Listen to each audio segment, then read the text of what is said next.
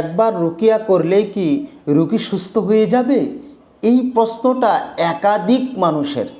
এই প্রশ্নটার উত্তর দেওয়ার আগে একটি হাদিস উদ্ধৃত করছি।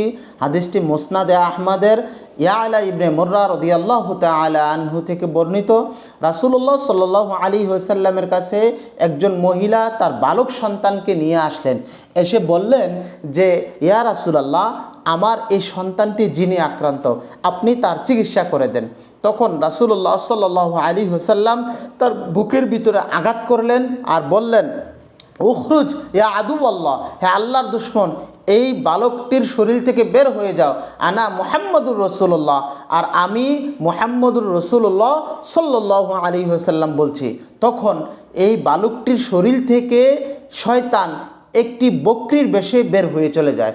এই হাদিস থেকে আমরা বোঝা যাচ্ছে যে একবার রুকিয়া করলেও জিন শরীর থেকে বের হয়ে যেতে পারে।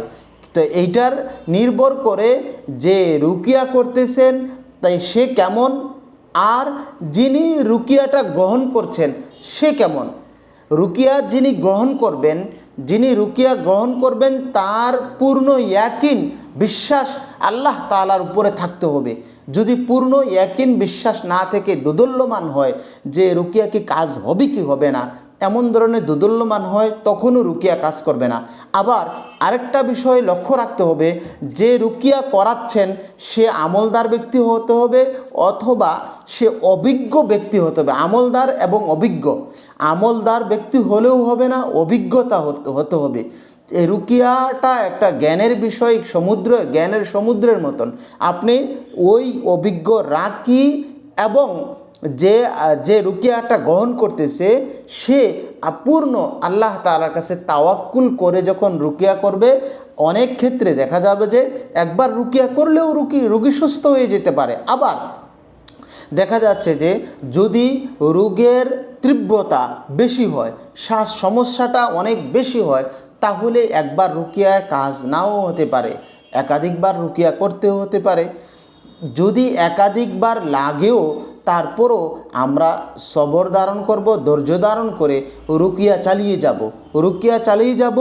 আর একটা বিষয়ে লক্ষ্য রাখতে হবে, আল্লাহ রাসূল সাল্লাল্লাহু আলাইহি ওয়াসাল্লাম বলেছেন, মুমিন যদি তার শরীরের ভিতরে একটা কাঁটাও বিঁধে, ওই কাঁটার বিঁধার যে ব্যথা, সে যে একটা ব্যথা পেয়েছে, ওই ব্যথার জন্য তার আমলনামায় লেখা হবে। সুতরাং আপনি যদি এই জিনের জাদুর বদনজরের কারণে আক্রান্ত হয়ে কষ্ট পেয়ে থাকেন, এটার জন্য আপনি নেকি পাবেন আর রুকিয়া করতে থাকবেন। ইনশাআল্লাহ আপনি জিন, জাদু, বদনজর এই কেন্দ্রিক সমস্যা থেকে বের হয়ে আসতে পারবেন। আসসালামু আলাইকুম ওয়া রাহমাতুল্লাহি ওয়া বারাকাতুহু।